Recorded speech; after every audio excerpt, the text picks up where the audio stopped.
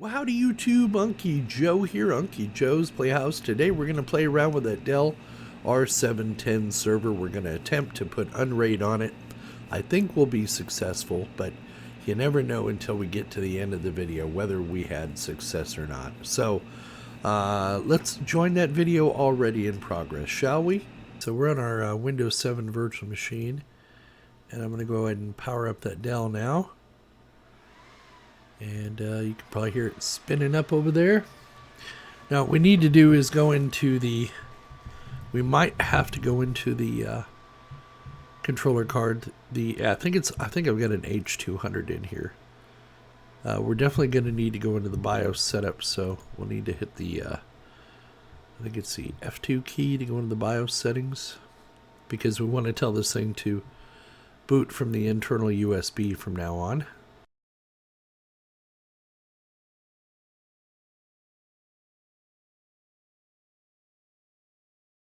It's always a slow process booting off these, so it's F10 for system setup. That's what we'll do. Now we're probably going to get an error on the HBA card.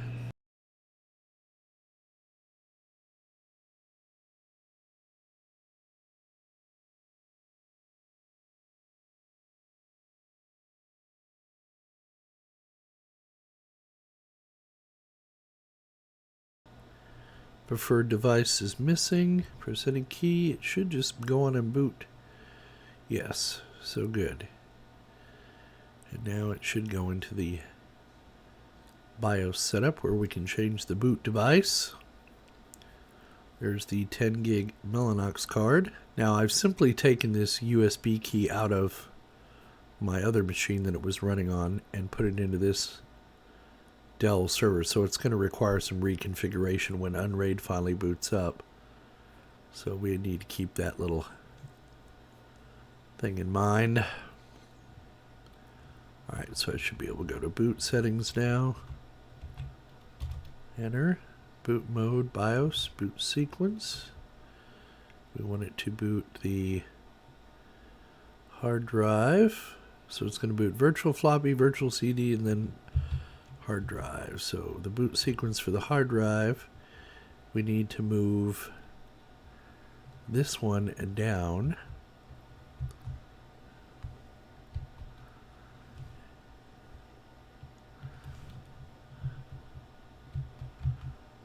Let's see, we want to move this one up. There we go. Enter. So now it'll boot off the USB first. Should be able to escape all the way out, save changes and exit. And if we've done our job, it will eventually boot off the USB key, boot into Unraid. Let's see if we were successful. It has to go through the reconfiguration again, of course.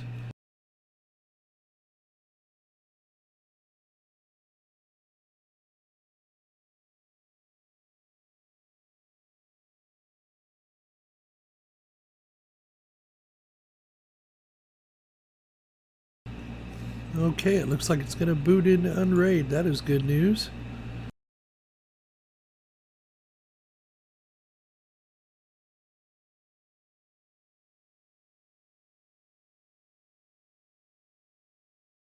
So far I don't see anything that looks out of the ordinary here, but I'm sure we're going to have to go out and reconfigure our Unraid configuration. There is a way to do that.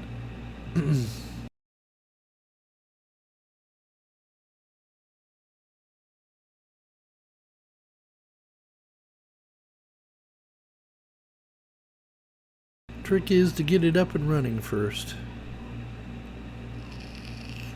Now this error I see all the time, even when this machine, or even when this USB key was on the other machine.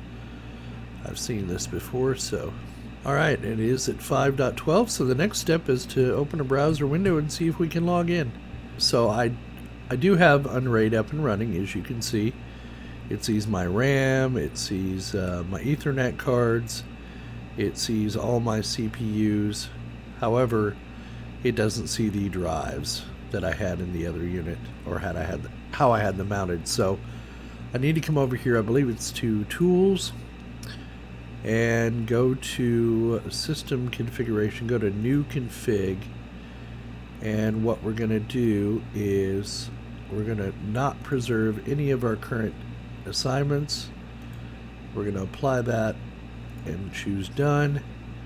And we should come over to Main, and we should see that we don't have any drives now identified in our Unraid server, which is a good thing.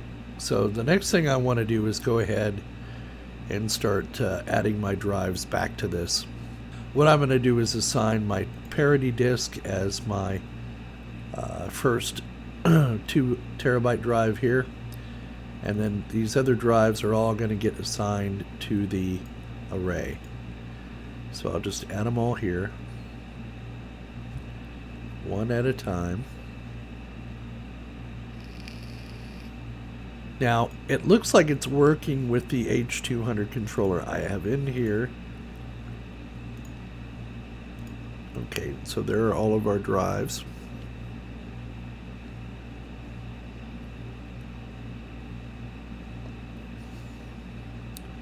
Alright, so now I should be able to, now I'm not going to have a drive to assign to the cache drive. We may end up putting a SSD internal to this unit, but right now we're not going to use a cache drive. So I'm going to go ahead and start the array. And keep in mind I'm doing this from memory. And then I believe we're going to need to go out and we're going to need to format these drives. I'm going to close all my notifications. And let's see here. Yeah. Some of these have unsupportable partition layouts. That's fine. What we're going to do is come down here and we're going to format all the drives. Click on that. And you'll see it's coming up and it's now going to format all the drives.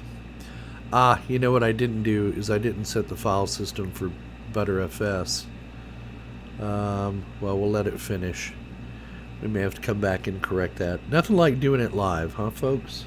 I thought I had set it up to where the disk had always... Yeah, it says Btrfs, so it shouldn't end up formatting all these drives as Btrfs.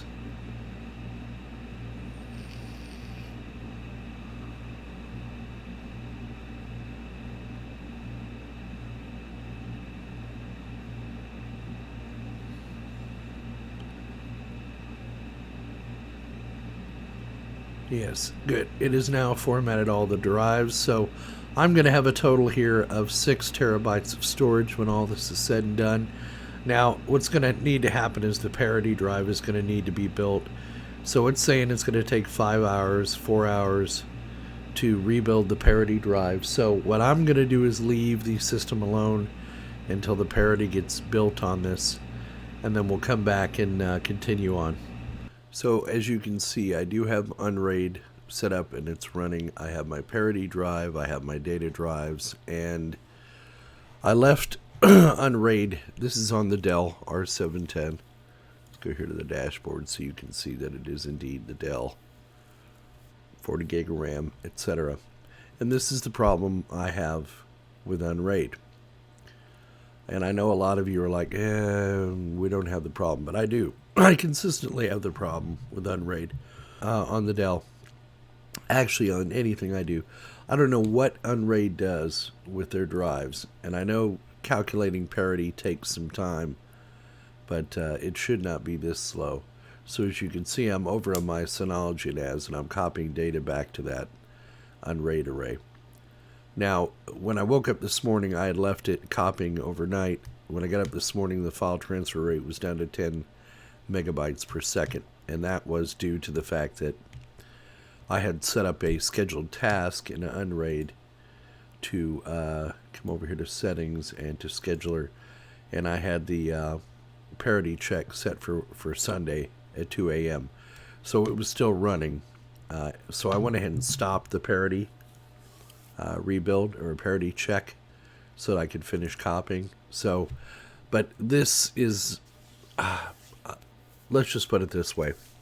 Unraid is not going to work for me on this Dell server. So we're going to have to rethink Unraid. I think we're going to put Unraid back on the bench unit that is behind me at this time. Frankly, folks, I just can't deal with these slow transfer speeds. It's I read and write data to arrays all the time, and this is phenomenally slow. So we're gonna stick with Unraid. I'm still committed to doing videos on Unraid, but not on this machine. I need this Dell to do other things, so we're gonna go back to the drawing board. But like I said, I do have another machine I can run Unraid on, and to do our testing and exploration of Unraid. So I think that's what I'm gonna do. And for those of you that don't think that Unraid is slow with transfer speeds, just do a Google search and you're going to see a ton of articles, even on Linus Tech Tips, where people talk about how slow the transfers are in Unraid. Now, everybody's answer to the slow transfer is to install a cache drive. But when I had Unraid up and running on the machine behind me, it had a cache drive, and it would burst. It would transfer 110 megabytes per second for, the first 2 or 3 minutes of the transfer, and then or until it filled the cache drive, and then the mover would run and move it onto the array, but you would see a phenomenal drop in speed again. So I know when you're using a parity drive, you are supposed to expect slower write speeds, but the amount of data I'm talking about moving around, which is terabytes of data, just makes it untenable. I just can't take it. My mind can't take it. And normally when I'm doing a transfer like this, I get 120 megabytes per second, and as you can see, we're not getting anywhere close to that. So, I'm not going to keep Unraid on the Dell. Let's just put it that way. So, there you go. We're calling this a fail. But really, it's not a failure on Unraid's part. It's a failure on my part. I am unwilling to accept the abysmal transfer speeds on Unraid. And I'm about to explain to you why I have abysmal transfer speeds on Unraid. It's not due to Samba or SMB. It's not due to the hard drive controllers in those Dells. It's not due to any of that. The problem is it's due to the fact that I did not understand clearly how Unraid works. So, when you create a drive, let's just call it a drive pool in Unraid, you usually assign a parity drive to be your largest drive in the array, and then you can add your other drives under that array.